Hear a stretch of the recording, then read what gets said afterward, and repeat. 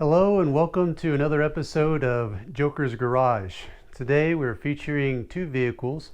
One is a 1965 Royal Bobcat GTO and the other is a Dodge 1991 W250. Both an American classic that brought about culture within the automotive community in the United States.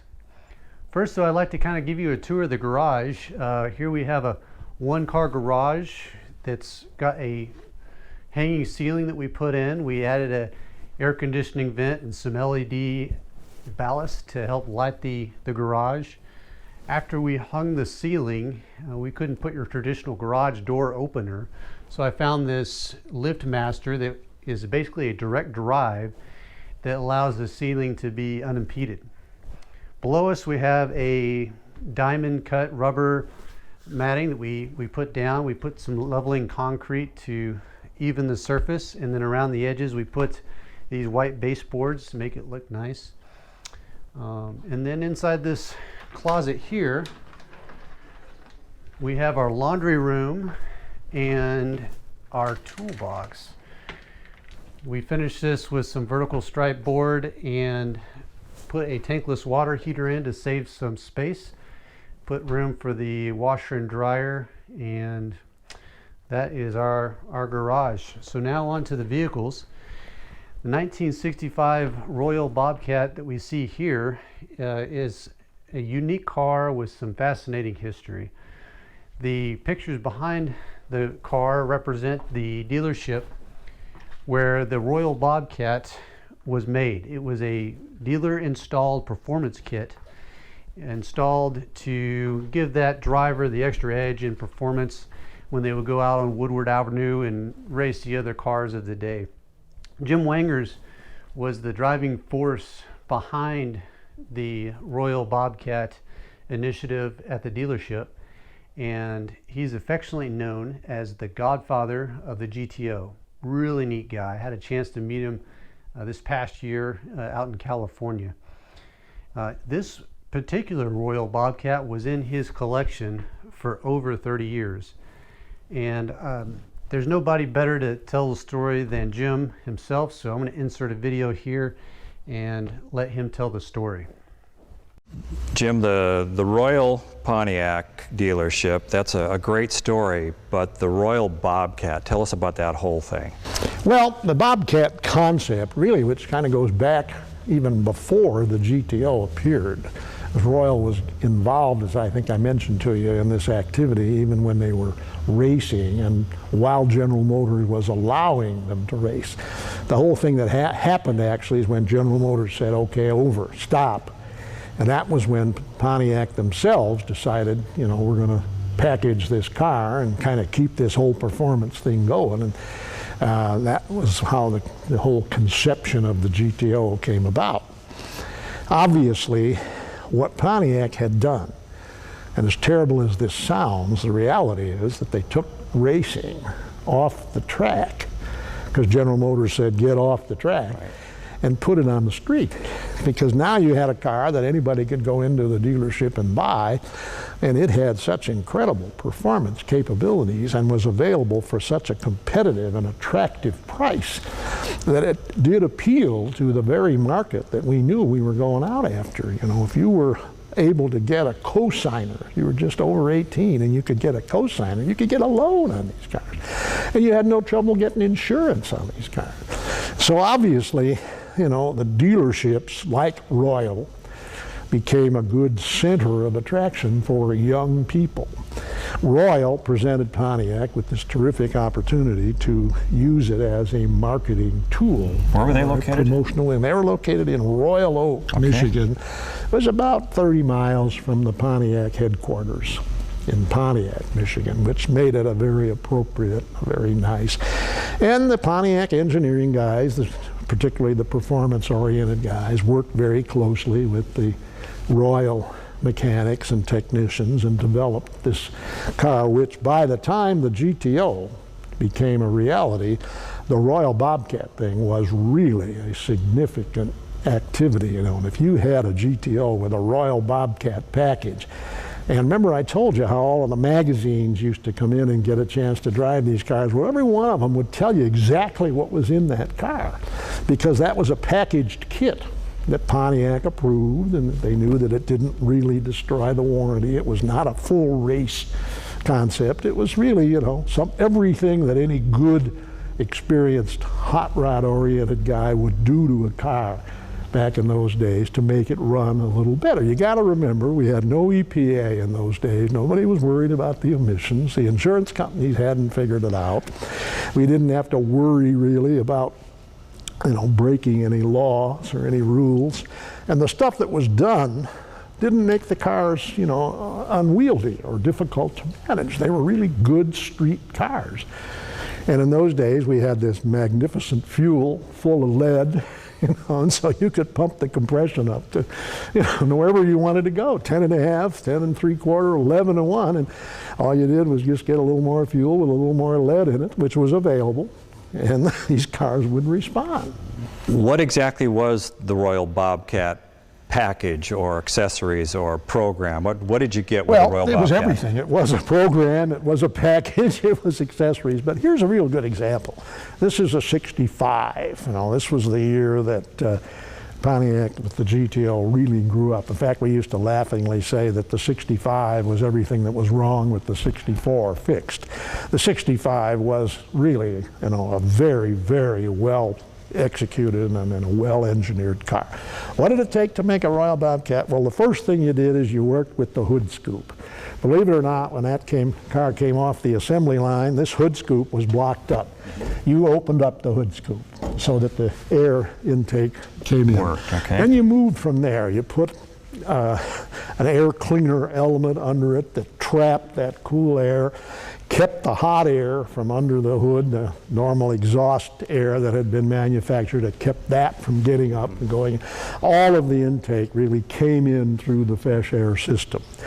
As you began to feed the car more air, obviously you wanted to give it more fuel, so you'd richen up the carburetor jets, which was an old hot rod trick, but you know, very simple and very easy to do. As you gave the car more air and you gave it more fuel, you could give it a little more timing, particularly if you had the good fuel, you know, that wasn't going to pre-ignite or give you any kind of spark knock. So you would adjust the carburation on it to make sure the jets were richer, and you would change the springs, as simple a thing as that, in the distributor so that your advance curve was faster. You'd get more timing in a little earlier. That would give you more power down low, more acceleration. Now then you had a little problem with RPM with the Pontiacs. In those days we were using hydraulic valve lifters, and so they would pump up. It's a little difficult thing to kind of explain. Everybody, I think your readers will really know.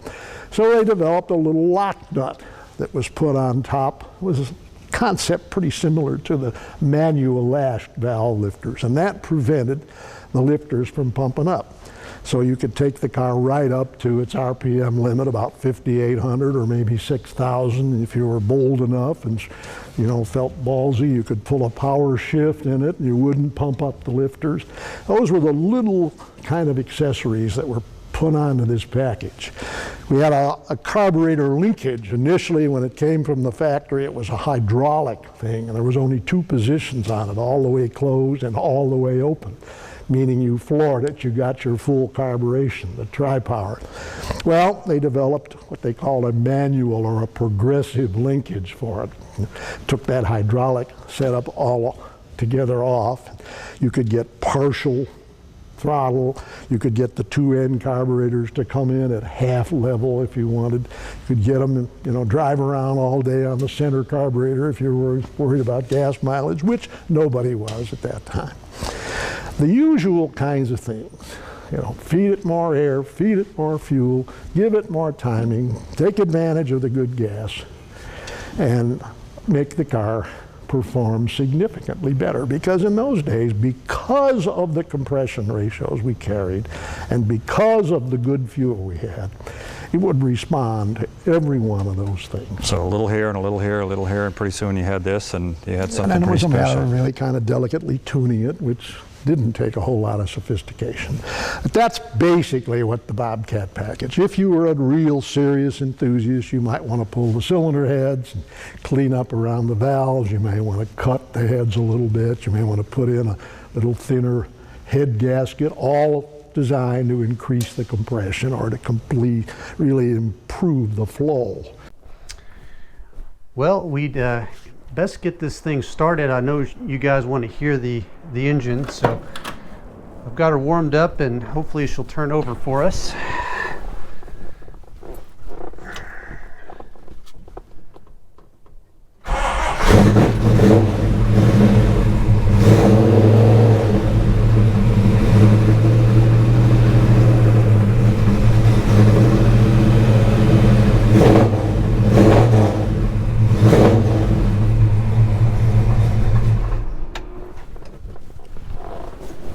Sounds pretty good. One of the advantages of having your laundry room in your garage is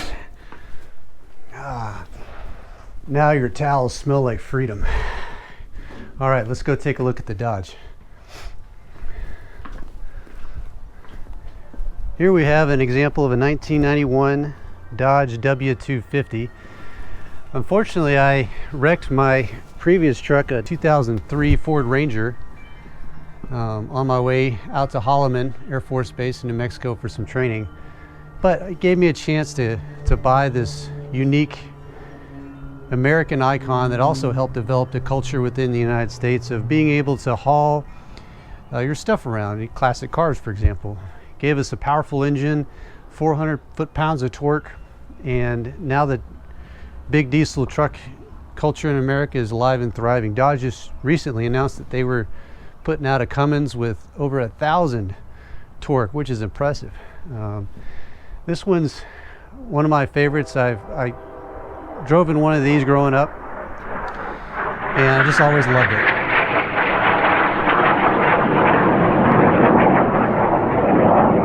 You can hear that we live close to base. That's a T-38 training aircraft that's flying overhead doing their training.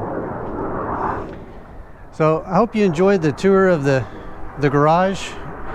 The last thing I'll leave you with is the other aircraft that I fly is the unmanned aircraft, or as we refer to it as the remotely piloted aircraft, the MQ-9 Reaper.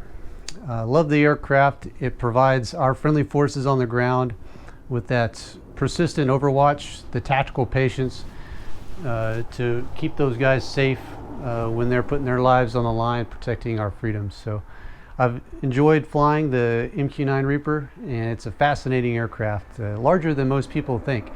I'll put up a couple pictures here to show you some of the scale and maybe a video or two. Thank you for your time, and I hope you like this video. One of the biggest misperceptions about the remotely piloted aircraft community is actually how large our aircraft are. The MQ-9 specifically is over 10,000 pounds. It carries 3,000 pounds of weapons. It's about the size of an A-10 or a fighter. And so it's a very, very large aircraft. And the benefit of remotely piloted aircraft is not only is it large and can carry a lot of weapons, but it can fly for a long time. We can fly for over 24 hours and have that support for our ground forces and give them the security that they have somebody overwatching them to keep them safe. Another unique advantage of remotely piloted aircraft is our ability to connect to the network. So if you think about a pilot that's flying up at 18,000 feet, he has limited connectivity. And we're so used to these days of having our phone and instant access to information that you can see the advantage of having the ability to reach back and talk to those intelligence professionals and get that real-time intelligence updated and to the pilot and sensor operator, the air crew, so they can make better decisions and support the guys on the ground in a real-time type scenario.